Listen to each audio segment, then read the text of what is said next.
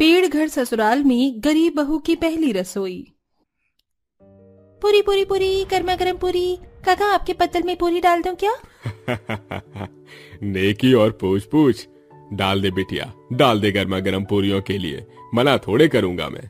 आहा, ये लीजिए काका। अरे ये क्या, केवल 2 पूरी? बिटिया 2-4 पूरी और डाल दे। आप भोज खाने आए हैं और भरपेट भी नहीं खाया तो क्या खाया? हाँ, 4 क्यों सरपंच काका, जितना मन करे उतनी पूरी खाइए। सब्जी सब्जी सब्जी, किसी को सब्जी चाहिए क्या? तभी लाइन में बैठी हुई गोमती देवी पत्तल आगे बढ़ाकर खुशनुमा मिजाज में बोलती है। अरे कविता बहुरिया, मेरे पत्तल में दम आलू डाल दे, बड़ी स्वाद बनी है। अभी लीजिए गोमती काकी, गरम गरम दम आलू। मंदा चाची, आपको भी सब्जी डाल दूं क्या? हाँ, मुझको तो थोड़ी मशरूम मटर की सब्जी डालना और गाजर का हलवा भी दे दो। ये लीजिए चाची। अरे वैसे जो भी हो रामलाल जी, खाने पीने की व्यवस्था बहुत बढ़िया ढंग से की है। पूरी सब्जी हलवा सब बहुत स्वाद बना है, दिल खुश हो गया। और इस पेड़ घर के अंदर गजब की गर्माहट है, ठंड का जरा भी एहसास नहीं हुआ, क्यों गाँव वालों? जी बिल्कुल सरपंच जी, आज से पहले भी हम गांव देहात वालों ने दावत तो बहुत खाई, लेकिन इस तरह से कभी कड़कड़ाती ठंड के मौसम में पेड़ घर के अंदर किसी की नई नवेली बहू की पहली रसोई के पकवान नहीं खाए थे।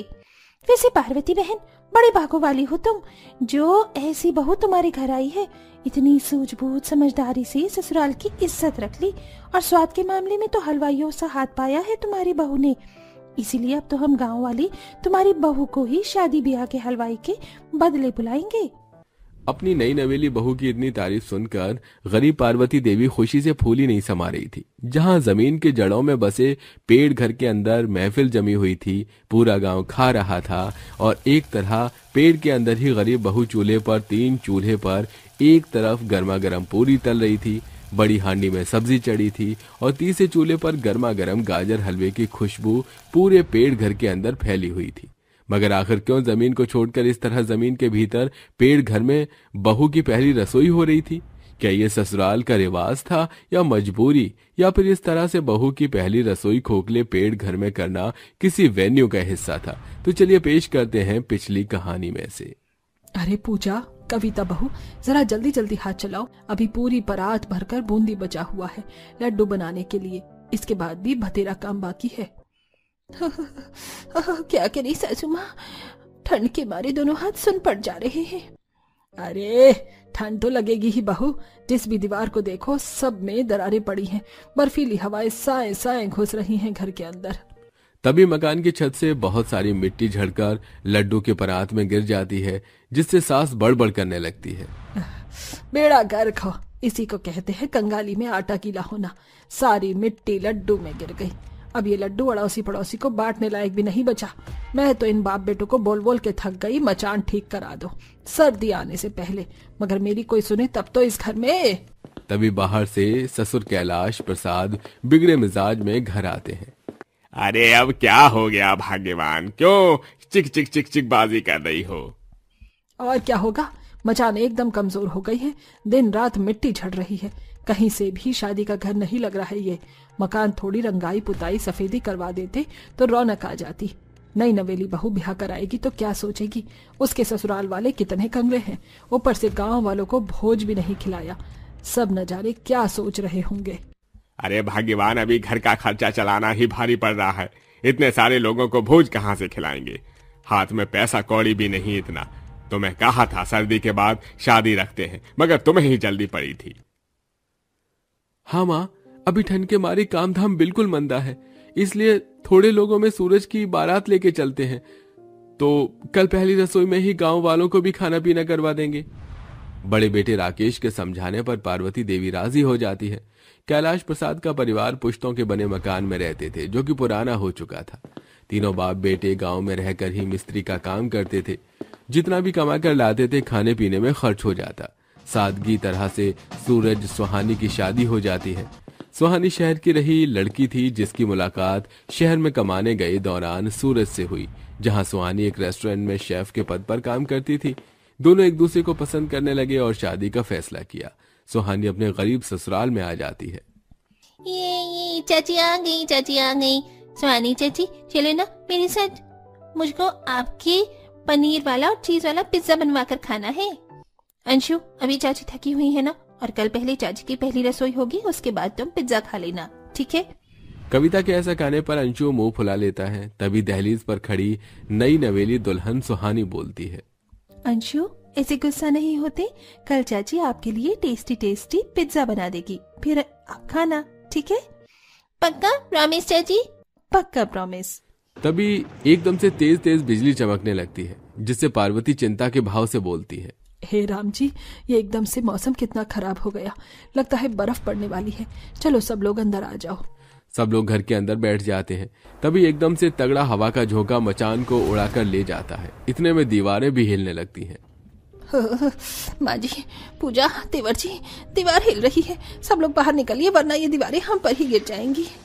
सुहानी अपनी गरीब ससुराल वालों के साथ जैसे ही बाहर निकलती है, मकान मलबे में बदल जाता है। अब सब बर्फ जैसे ठंड में कंपकपाने लगते हैं। सबकी आंखों में आंसू थे।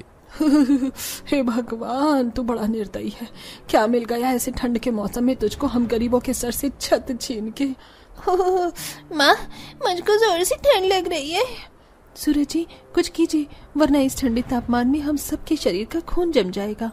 अब तो बस एक ही चारा है, सब लोग जंगल में चलते हैं। वहाँ कितने घने पेड़ भरे पड़े हैं, वहाँ थोड़ी तो आड़ मिलेगी ठंड से। सब लोग आधी रात में जंगल में आ जाते हैं, जहाँ सुहानी को बहुत अजीब और गरीब पेड़ दिखते हैं, जो कि दिखने में काफी पुराने लग रहे थे। सबके तने मोटे मोटे थे। तभी उसका ध्यान अधकटे पेड़ पर जाता है, जो कि खोखला था और मोटी मोटी जड़ें जमीन में फैली हुई थी। ये इस पेड़ के अंदर सुरंग सा क्या है? हम सबको चलकर देखना चाहिए, क्या पता अंदर सर छुपाने की जगह मिलती हो। मगर सुहानी, ये खतरनाक भी हो सकता है। काफी पुराना पेड़ है, कहीं सांप बिच्छू न हो अंदर। तभी एक गिलहरी पेड़ के अंदर वाले हिस्से से उछलती हुई ऊपर आती है। सूरज जी, अगर अंदर जहरीले जानवर होते तो ये गिलहरी जिंदा नहीं आती। इसका मतलब ये पेड़ सुरक्षित है। सब लोग चलिए। सब लोग जब पेड़ के अंदर आकर देखते हैं तो वो काफी चौरस जगह थी। अरे वाह, ये पेड़ तो अंदर से बिल्कुल घर जैसा है। भाग्यवान, भगवान की दया से कोई ठिकाना तो मिला। मगर मुझे तो एक ही चिंता खाई जा रही है। पूरे गांव को 2 दिन पहले ही कल बहू की पहली रसोई के भोज में आने का न्योता दे दिया है। उसका इंतजाम कहाँ से होगा? क्या इज्जत रह जाएगी हमारी? सवेरे देखा जाएगा भाग्यवान, अभी सोते हैं। सुबह के 3-4 बजते ही पेड़ के डंडे से मशाल बनाकर सुहानी कड़कड़ाती ठंड और कोहरे में पेड़ घर के बाहर किसी खोज में आती है। इतना बड़ा जंगल है, यहाँ खाने पीने के फल या सब्जी ना उगा हो, ऐसा असंभव है। बस थोड़ा बहुत मिल जाए, बाकी तो पहली रसोई का जुगाड़ मैं कर ही लूंगी। थोड़ा सा आगे आने पर बहू बहुत सारी तरोताजा सब्जी उगी हुई देखती है। अरे वाह, इस गांव में ब्रोकली, गोभी और लाल पीली शिमला मिर्च मिल सकता है। यकीन नहीं होता, ये तो सोने पर सुहागा हो गया। ये तो आलू की खेती है। क्षमा करना भगवान जी, मगर मेरे पास अभी कोई रास्ता नहीं है इस फसल में से लेने के अलावा। आलू और सब्जी लेके सुहानी पेड़ घर में लौटने लगती है। तभी केले का पेड़ दिखता है। इन पत्तों को भी ले जाती हूँ, पत्तल बनाने के काम आएंगे। अब पूरा गांव मेरी पहली रसोई में खाने आएगा तो प्लेट भी तो चाहिए होगी। थोड़ी देर में सवेरा हो जाता है। सब नींद से जागते हैं। जहाँ गरीब बहू मिट्टी से 3 मुंह वाला जुगाड़ू चूल्हा बना रही थी, सब्जियां कटी हुई तैयार रखी थी। अरे बहू, तू ये क्या कर रही है? तू रात भर सोई नहीं थी? माँ जी, आज नई नवेली बहू होने के नाते मेरी पहली रसोई है, इसलिए तैयारी कर रही थी। सूरज जी, बस आप थोड़ा आटा चावल लाकर दे दीजिए। मेरी पहली रसोई इस पेड़ घर में ही होगी। बहू के साथ नंद और जेठानी भी हाथ बटाते हैं। तीनों पुरुष तड़के सुबह ही दिहाड़ी पर निकल जाते हैं और सूरज अनाज ले आता है, जिसे बहू तीनों चूल्हे पर एक साथ पकवान बनाने लगती है। और लोग भी आना शुरू हो जाते हैं, लेकिन पेड़ घर देखकर ताज्जुब करते हैं। इस जंगल में कितनी कड़कड़ाती ठंड है, मेरी तो कब कभी छूट रही है। पार्वती बहन, और कितना आगे ले जाओगी? बस आ गया मंदा बहन, इस पेड़ घर में चलना है। हाय, मैं मर गई। पेड़ के अंदर पकवान खाने को मिलेगा क्या? सच में?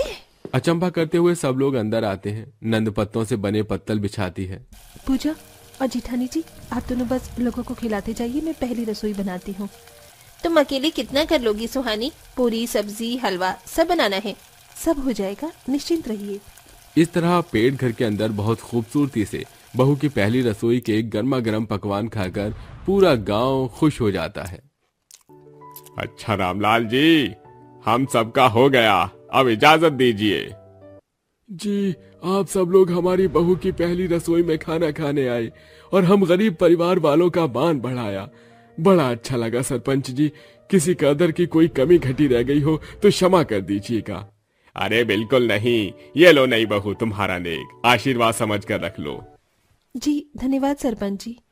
सरपंच के साथ सब लोग नेक में अपनी सामर्थ्य के अनुसार 100, 200, 500 रुपए देते हैं। अंत में बहू ससुराल वालों को भी पहली रसोई के पकवान परोसती है और सब लोग खुशी से खाते हैं। वाह माँ जी, गर्मा गर्म मोमोज खाकर तो मजे आ गए। दीक्षा, नताशा, देख रही हो ना कैसी गर्म मोमोज से भाप निकल रही है। हाँ शालिनी, मुझे तो ऐसे ही मोमोज ज्यादातर खाना पसंद है। अरे वाह, मेरी बहुओं को गर्मा गर्म मोमोज खाना इतना पसंद है तो और खाओ ना, और मंगा लेती हूँ। नहीं माँ जी, बस हो गया, पेट भरकर मोमोज खा लिया, अब हम घर चलते हैं। ठीक है, घर चलते हैं। ओहो, उन दोनों मनहूस गरीब बहुओं के लिए भी तो ले जाना है। ओ भैया, जरा 2 प्लेट मोमोज पैक कर दो। सुशीला मोमोज पैक कराकर घर आकर अपनी दोनों गरीब बहुओं को मोमोज देती है तो पैकेट पकड़ते ही सुमन कहती है, माँ जी ये मोमोज तो ठंडे हो गए हैं। क्या माँ जी, अगर ये मोमोज ठंडे हो गए हैं तो खाने में तो बिल्कुल अच्छा नहीं लगेगा, ठंडे ठंडे तो रबड़ की तरह खिंचेंगे। मेरे सामने ज्यादा जुबान चलाने की जरूरत नहीं है। ठंडा खाना है खाओ, वरना कचरे में फेंक दो। ऐसा क्यों है कि सुशीला अपनी 3 बहुओं से तो बेहद प्यार करती है, उन्हें गरम गरम खाना खिलाती है, लेकिन अपनी 2 बहुओं से नफरत करती है और उन्हें ठंडा खाना खिला रही है। आखिर सास का उन दोनों के प्रति ऐसा बर्ताव क्यों है, ये जानने के लिए हम कहानी में कुछ समय पीछे चलेंगे, जहाँ सुशीला के घर पर उसकी बचपन की सहेली मीनाक्षी आकर बैठी होती है। देखा मीनाक्षी, तूने हमारी बचपन की दोस्ती टिक गई और इतनी खतरनाक निकली कि तेरी 3 बेटियों को मैंने अपने घर की बहू बना लिया। हाँ ये तो है। माँ जी, मॉम, हम आ गए हैं। देखिए हमने आप दोनों के लिए क्या ऑर्डर किया, KFC चिकन। चलिए खा लीजिए, गर्मा गर्म है और ठंडा हो जाएगा तो बेस्वाद लगेगा ना। हाँ बहू, देखा मीनाक्षी, तूने तेरी 3 बेटी मेरा कितना ख्याल रखती हैं और सबसे बड़ी बात, आज के जमाने में नई नई चीजें खिलाती हैं। ऐसा लगता है जैसे तू मेरी दोस्त है, बिल्कुल वैसे ही तेरी बेटियां भी मेरी दोस्त है। अरे मेरे साथ भी घर पर ऐसे ही रहती थी कि मॉम कभी ये खा लो कभी वो खा लो। यहाँ 2 सहेलियां गपशप करती हैं। वहीं सुशीला का पति माधव अपने परम मित्र मनोहर के उसके अंतिम समय में उसके पास था। माधव, मैंने जिंदगी भर कोशिश की, लेकिन मैं अपनी बेटियों को वो अच्छी जिंदगी नहीं दे पाया जो मैं इन्हें जिंदगी देना चाहता था। पर मैं और किसी पर भरोसा नहीं कर सकता, क्योंकि ना मेरी दोनों बेटियों का कोई भाई है, न माँ है, न कोई और जो चाचा वगैरह है उन पर मेरा विश्वास नहीं है। ये विश्वास मैं तुझ पर करता हूँ क्योंकि तू मेरा बचपन का दोस्त है और चाहता हूँ कि तू मेरी दोनों बेटियों को अपने घर की बहू बना ले। पता नहीं मैं कब तक और जीऊं। इससे आगे मनोहर और कुछ कह पाता, वो अपना दम तोड़ देता है और माधव रोने लगता है। नहीं नहीं मेरे दोस्त, तू मुझे छोड़कर नहीं जा सकता। बापूजी। दोनों बेटियां अपने पिता से अंतिम विदाई लेकर उनका अंतिम संस्कार कर देती हैं, जिसके बाद माधव उन दोनों को अपने घर ले आता है। ये देख सुशीला गुस्से से आग बबूला हो जाती है। तुम इन दोनों को यहाँ पर क्यों ले आई? तुम जानते हो ना, मुझे तुम्हारा गरीब दोस्त और उसकी ये बेटियां बिल्कुल नहीं पसंद। सुशीला, मेरे दोस्त की अंतिम इच्छा थी कि ये दोनों इस घर की बहू बने, इसलिए मैं लेकर आया हूँ। तुम कुछ भी कर लो, मैं इन गरीबों को अपने घर की बहू कभी नहीं बनाऊंगी। मैं तुमसे पूछ नहीं रहा, बता रहा हूँ। ये अब से इसी घर में रहेंगी और हमारे घर की छोटी बहुएं बनेगी। ये सुन सुशीला गुस्से में चाय का कप पटक कमरे में चली जाती है और कुछ दिनों में माधव अपने दोनों बेटों से अपने दोस्त की बेटियों की घर में शादी रखता है, जहां सुशीला किसी भी रस्म में दिलचस्पी नहीं दिखाती और माधव उन दोनों की शादी कर उन्हें घर में ले आता है। दिन गुजरते हैं। सास का अपनी 3 अमीर बहू से ही ज्यादा लगाव था। बाकी दोनों बहू से वो मुंह फिर के रहती थी, उनसे घर के काम करवाया करती थी। एक दिन 3 अमीर बहुएं सुशीला के पास आकर उसे छोटे छोटे खिलौने दिखाती हैं। माँ जी देखिए ना, हम क्या लेकर आए हैं, अब आपके पूरे घर में ये खिलौने ही दिखते रहेंगे। हाँ माँ जी। अरे बहू, ऐसा क्या हुआ है? माँ जी, हम तीनों एक साथ प्रेग्नेंट हैं और आप दादी बनने वाली हैं। क्या सच में? फिर तो मुझे ये खुशखबरी मीनाक्षी को भी बतानी चाहिए। ये कहकर सुशीला अपनी 3 अमीर बहुओं की बलाई लेती है और अपनी सहेली मीनाक्षी को भी फोन कर देती है। देख मीनाक्षी, अब हमारी दोस्ती और आगे जाएगी। हमारे रिश्ता और मजबूत हो गया क्योंकि तेरी बेटियां माँ बनने वाली हैं। मैं बहुत खुश हूँ और हम दोनों साथ मिलकर इस खुशी को मनाएंगे। तू जल्दी से घर पर आ जा। तूने बोला, मैं अभी दौड़ कर आती हूँ। ये कहकर मीनाक्षी फोन रख देती है। ये बात थोड़ी दूरी पर खड़ी गरीब बहुएं भी सुन लेती है। काश दीदी माँ जी जेठानियों जैसा प्यार हमें भी देती। कुछ दिन गुजरते हैं और दोनों गरीब बहुएं भी गर्भवती हो जाती हैं, जिससे वो बहुत खुश होती हैं। खुशी के साथ जब सास को ये वो बताती हैं तो सुशीला कहती है, अच्छा तुम गर्भवती हो, ठीक है, बता दिया ना, जाओ अब जाकर काम करो। सास की ऐसी बात से दोनों बहू परेशान होती हैं और दुखी मन से अपना काम करने लग जाती हैं। एक तरफ सुशीला अपनी तीनों अमीर गर्भवती बहुओं का बहुत अच्छे से ख्याल रखती है, लेकिन दोनों गरीब बहुओं से घर का सारा काम करवाती है। अब ठंड का मौसम आ जाता है, जहां पांचों बहुएं 4 से 5 महीने की गर्भवती हो जाती हैं। एक दिन सुशीला मीनाक्षी के साथ बैठी हुई होती है। अरे बाप रे, इस बार तो बहुत तगड़ी सर्दी पड़ी है। हाँ यार। माँ जी, गरम गरम मोमोज खाने का मन कर रहा है, चलिए ना बाहर चलते हैं। अरे बहू, बाहर इतनी ठंड है, बाहर जाकर क्या करोगी? मैं ऑर्डर कर देती हूँ, यहीं खा लेते हैं। माँ जी, लाती लाती ठंडा हो जाएगा, पास में एक स्टॉल है, वहां चलते हैं। चलो ठीक है, मैं मीनाक्षी को बाहर तक छोड़ दूंगी और मैं तुम्हारे साथ वॉक भी कर लूंगी। बाहर ही चलते हैं। माँ जी, हमारा भी मोमोज खाने का मन है, हम भी चलते हैं। क्यों? तुम बाहर जाओगी तो मेरे 5 बेटों का खाना कौन बनाएगा? तुम चुपचाप से यहीं रहो, मैं बाहर से लेकर आ जाऊंगी। ये कहकर सुशीला अपनी तीनों अमीर बहुओं को बाहर मोमोज खिलाने ले जाती है और उन्हें खिलाकर मोमोज पैक करवा कर घर ले आती है। जहां मोमोज ठंडा हो जाने पर गरीब बहुएं ऐतराज जताती हैं तो सुशीला उन्हें झाड़ देती है। दोनों गरीब बहुएं सास की डांट सुनकर पहले काम करती हैं, फिर मोमोज खाने बैठती हैं। रसोई का काम करने के बाद तो ये मोमोज और भी ज्यादा ठंडा बेकार हो गए हैं। हाँ। अगले दिन गरीब बहुएं खाना बनाती हैं तो फ्रिज में उन्हें रात का बचा हुआ खाना दिखता है। अरे, कल रात का फ्रिज में खाना रखा है, तो अंतरा हम थोड़ा सा खाना बना लेते हैं, वरना खाना बर्बाद हो जाएगा। हाँ दीदी। ये कहकर दोनों कम खाना बना लेती हैं और डाइनिंग टेबल पर पहले ताज़ा खाना लगा देती हैं और फिर फ्रिज का ठंडा खाना लेकर आती हैं। माँ जी, आज थोड़ा सा खाना बनाए हैं क्योंकि रात का ये खाना बच गया था। हम ये सब मिलकर खा लेते हैं, वरना खाना बर्बाद हो जाएगा। नहीं है, फ्रिज का बासी ठंडा खाना तुम खाओगी। तुम कौन सी नाजों की पली हो? मेरी अमीर बहुएं सिर्फ गर्म खाना खाएंगी, समझी तुम? ये सुन गरीब बहुओं को ठंडा खाना खाना पड़ता है। आए दिन ठंड में गर्भवती गरीब बहुओं को ना तो सास से प्यार मिलता है, ना गर्म खाना। किसी न किसी वजह से बार बार उन्हें ठंड में खाना ठंडा ही खाना पड़ता था। इन सब चीजों से वो बहुत ज्यादा परेशान रहती हैं। एक दिन ससुर काम पर नहीं गया होता और शाम को 5 बेटे भी ऑफिस से जल्दी आ जाते हैं, तो तीनों बहू सास से गर्मा गर्म पकौड़े खाने की कहती हैं। तभी सास, अरे ओ कुकर्मी, सुमन, अंतरा, जरा यहाँ आओ और मेरी तीनों बहुओं के लिए पकौड़े बना दो। जी माँ जी, अभी लाते हैं। माधव और दोनों के पति ये सब देख रहे होते हैं, जिसे देख उन्हें बुरा लगता है। कुछ देर में दोनों बहुएं ढेर सारे पकौड़े सबके लिए लेकर आती हैं और सबके साथ खाने बैठ जाती हैं। तभी, किससे पूछकर तुम दोनों यहाँ बैठी हो? किसी को पानी या कुछ और चाहिए होगा तो कौन ला कर देगा? चुपचाप से खड़ी हो जाओ। ये सुन बहुएं कुर्सी से उठ जाती हैं तो दोनों के पति भी बोल पड़ते हैं। माँ, वो तीनों भी तो बैठी हैं, आप अपनी 5 बहुओं में इतना भेदभाव क्यों कर रही हो? ये तो गलत है ना? हाँ माँ, आप ऐसा क्यों करती हो? क्योंकि ये दोनों गरीब घर से आई हैं और मैं इन्हें बिल्कुल भी पसंद नहीं करती, और ये बात मैंने पहले ही बोल दी थी। ठीक है सुशीला, अगर तुम्हें इतनी ही परेशानी है ना मेरी दोनों बहुओं से, तो मैं तुम्हें लेकर कहीं और दूसरे घर में रहने चला जाऊंगा, क्योंकि तुम इनको मेरे सामने ही नौकरानी बनाकर उनके साथ ऐसा बर्ताव करो, मैं ये और नहीं सहूंगा। हाँ माँ, हम दोनों भी अपनी पत्नियों के लिए ये घर छोड़कर चले जाएंगे। हाँ माँ, और हम यहाँ कभी नहीं आएंगे, क्योंकि आपको तो अमीर गरीब में ही भेदभाव करना है। पापा जी, शांत हो जाइए ना, आप, हम बाद में खा लेंगे। नहीं बहू, तुम जाओ, अपना बैग पैक करो, हम अभी के अभी यहाँ से निकलेंगे। दोनों बहुएं सामान लाती हैं और ससुर के साथ जा ही रही होती हैं।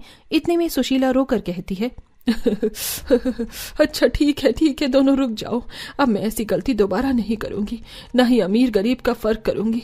हम सब साथ मिलकर गर्मा गर्म पकौड़े भी खाएंगे और साथ मिलकर भी रहेंगे।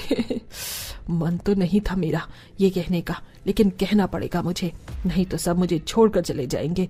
घर का बंटवारा हो जाएगा और मैं नहीं चाहती मेरे ससुराल का बंटवारा हो। आखिरकार मुझे इन्हें अपनाना ही पड़ेगा। ये सुन सब खुश हो जाते हैं और सब खुशी से मिलकर गर्मा गर्म पकौड़ों का आनंद लेते हैं। धीरे धीरे सुशीला अपनी दोनों गरीब बहुओं के साथ भेदभाव करना छोड़ देती है और उनका भी अच्छे से प्रेगनेंसी के समय में ख्याल रखती है, जिसके बाद पांचों बहू ठंड में एक समान घर में रहती हैं।